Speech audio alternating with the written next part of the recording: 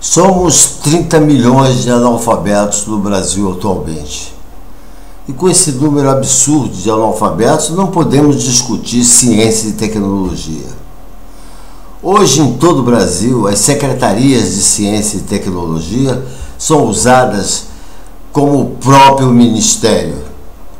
Todas são cabides de emprego de amigos desempregados no conhecido loteamento partidário. Tanto o Ministério quanto as secretarias estaduais.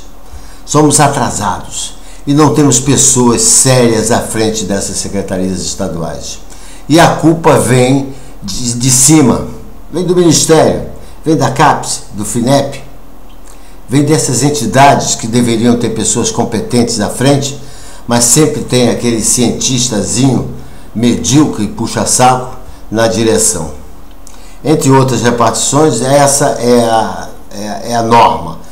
Ser carregador de maleta, puxa-saco e incompetente. Que se trata como o que deveria ser tratado com seriedade e com recursos necessários para serem bem administradas. O país poderia estar em outro patamar nessa área de ciência e tecnologia.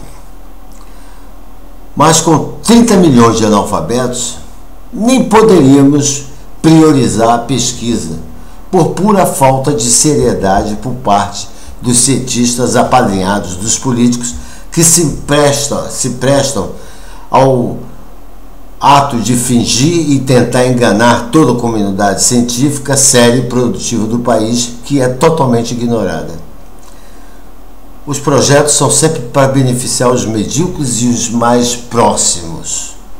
Sem educação básica, a superior fica contaminada e o país continua num atraso permanente.